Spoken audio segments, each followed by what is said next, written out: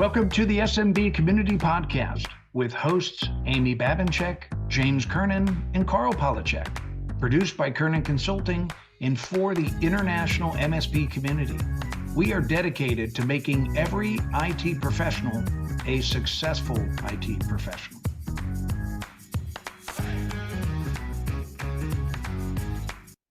Hey, everybody. Welcome back to the SMB Community Podcast. This is James Kernan, and I will be your host for today's show. I wanted to dig right into things because today it's going to be me. I'm the special guest, and I'm interviewing myself. Imagine that. Hey, actually, the MSP question of the week was a good one. And then there was a couple other topics that kind of popped up in the MSP news, and I wanted to bring those to the forefront as well. The first one was the MSP question of the week, and it was a good one. The question came in and it said, hey, can you pay your remote employees less money compared to employees that are coming back and forth into the office? And we hinted at this a couple of weeks ago on what some of the big tech companies are doing policy-wise, but it was interesting as more and more businesses are coming back to work, okay, especially the bigger tech firms. Some of the firms made the national news because their policy was it's not 100% remote. It's at least 3 days in the office and 2 days remote. And they were realizing that some employees were moving or that they had moved, like during COVID when it was all cool, people decided to move. A lot of people moved out further in the suburbs and several people moved into completely different states than their current employer. And it was a pretty firm stance that I remember reading, but there were several companies that just said, look, if you're unable to come to the office, you're terminated, no exception. So there's that for existing employees, okay? And then I think another part two of that question, part one is really, what do you do with existing employees? And part two, what's the policy for new employees that you're recruiting? Is this something that you're going to offer less money to? So the first one is I would just encourage you to be flexible. Any of you that have heard me talk about leadership and fairness in the workplace, a tough question was, do you show any kind of bias to employees that perform better? And the reality is, yes, I do. Most people would answer the question, no, it's got to be the same for everybody across the board.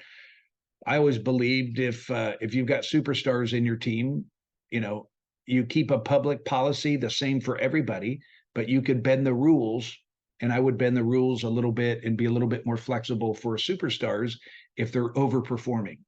Okay, I hope that makes sense. So existing employees, if you've got them working remote and they're superstars and they're doing great, I wouldn't rock the boat. It's still really hard to find great employees today, even though things have gotten better than maybe where they were a year, 2 years ago. So I would keep their compensation there. And I wouldn't lower it if they're not able to come into the office. Okay. And then really moving forward, it's really hard. I do see more and more of my clients actually doing a good job of recruiting. They're finding there's more candidates that are coming in on job ads. So, but you've got to be competitive. And if you're not competitive compensation wise, then people are ultimately going to go somewhere else. So if you can be competitive and offer a little bit less money to people that are going to be 100% remote, and that still works for you, then cool, go ahead and do that. I just find it hard to, again, it's so competitive out there. If you lower the compensation for remote only employees, you may not get them. So I would just kind of go with your gut instinct, try to be as competitive as you can afford based on the need that you have. Historically, it used to be a lot harder to find those level 3, level 4 engineers, meaning like the really advanced ones. Seems like it's easier to find those people now. And it's harder to find the level ones, people that want to, that, kind of want to come in and work that dispatch position or first call. Those positions are getting harder and harder. So anyway, there's some different ideas on how to develop and recruit for those folks. But anyway, long answer on the MSP question of the week. Can you pay remote employees less money compared to employees coming into the office? I just think you need to be very subjective about that. And if you can, great. But I haven't been able to see most people that I work with around the country and even up in Canada can't do that. They're gonna, they need to, be competitive. So that's essentially it. A couple other things in the news I wanted to bring up. There was an article in MSPTechNews.com. I'll drop this in the show notes, but I read through that and it was kind of interesting. It's like, what's your stance on late payers? Okay. I know Carl and I have talked about that as well in the past, but what is your stance on late payers? Do you have a written policy in place, maybe as part of your statement of work or your credit agreement with your current customers? What is your policy on late payment? Now, first and foremost, I would just tell everybody, try not to even go there, because you should be automating all your subscription services anyway and collecting that money up front. So if you automate it and collect the money up front on the first day for the month that you're providing your services, problem solved. That's how you should be doing your services anyway. If it's a project, and let's just say it's a 30-hour project, and you think it's going to take you a couple weeks to get it complete with one of your engineers, I'd maybe bill 50% upfront, collect 50% upfront, or maybe even offer a discount if you could do a prepaid block of time as your project and make a good faith estimate that it'll take 30 hours for me to complete all these tasks, and I'll discount it slightly if you prepay for the block of time or the project time. I like billing in advance for the services that you perform. And then also on hardware purchases, it's a very capital intensive business, as you all know. If you can, try to collect 100% of that money up front. And a lot of people just don't have the cash flow or the finances to be able to turn right around and float that money anyway, so you don't have a choice. But most MSPs collect 100% of the money on product purchases up front. They use that money to buy the product, and then they in turn would ship out when they get the product available. So that's my stance on late payers. On anybody that you have invoiced and they haven't paid on time, I would have a set policy, maybe 5 days past due, be very firm. And just I take this personally. If people don't pay for services, look, I would set expectations in the very beginning, like at the time of sale and at the time of you onboarding them. I say, hey, look, you're not going to find any one company that's going to work as hard as myself and my staff. We're super resourceful. When you ask us to jump, we're going to jump. But I will say there's one thing that you don't want me worrying about. You want me helping you, executing and getting the results that you want. You don't want me worrying about if I'm going to get my invoices paid. So let's automate that up front. And if there is anything that's unpaid, if it rolls 5 days past due, we'll stop services. And you have the keys to the kingdom, because in many cases, you all are controlling their email and their productivity of their teams. So just don't let customers pay late or not pay. That's my stance on late payers. And pretty much my belief coincides with the MSPTechNews.com article. Again, I'll drop that in the notes. But document and have a written policy. Communicate that policy upfront to your new customers and your existing customers, and try to automate everything that you can payment-wise, or have a credit card on file where you automatically run the card if anything hits the past due mark, and watch that. I've seen so many businesses get hurt, especially in today's economic climate. It's a little bit turbulent. Business might start having cash flow challenges and then go out of business, and then you get stiffed.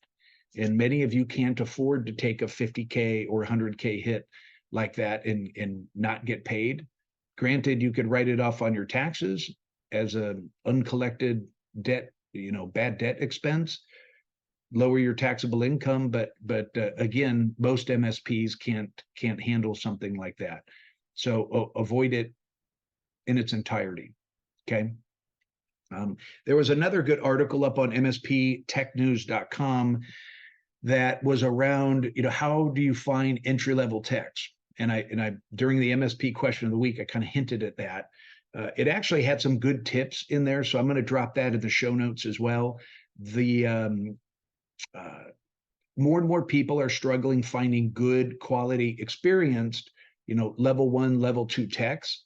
And number one, there's some good sources just to, Indeed.com, LinkedIn.com, ZipRecruiter.com is maybe my third favorite, but those would be 3 good sources that you could get quality resumes from.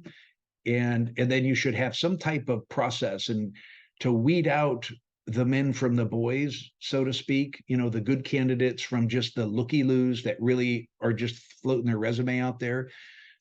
To separate those folks, I would actually have a process documented in your written job ad. So first of all, the job ad itself needs to be sexy. It's like, hey, fast-growing, dynamic MSP in the Midwest seeking, superstars for their team. It has to be attractive. So create an ad that's attractive. If any of you want an example of one, I've written hundreds of them. I'm happy to send an example. Just email me at james@kernanconsulting.com. To reach out, james@kernanconsulting.com. Happy to send you an example. But first and foremost, make the ad attractive.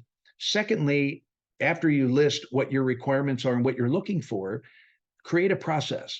And it could be something like, hey, after you submit your resume and cover letter, I want you to pick up the phone, call this toll-free number, dial extension 99, and say, hey, I'm James Kernan. I just applied for the level 2 technician position, and I'm very interested.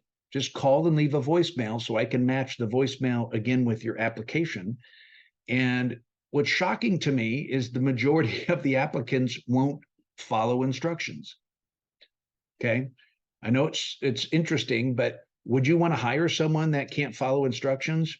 I know I wouldn't.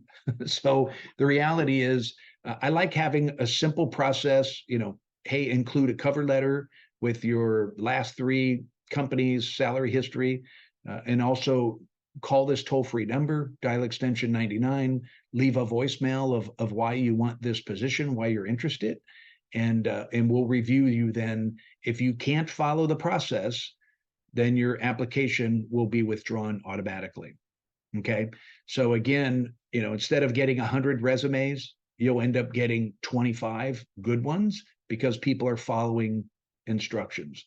So I hope that helps. But that article was interesting. It had some other good ideas, job fairs, referrals. Referrals, I think, would probably be the best one that I liked when I looked at that, above and beyond what I just shared with you, some of the online sites.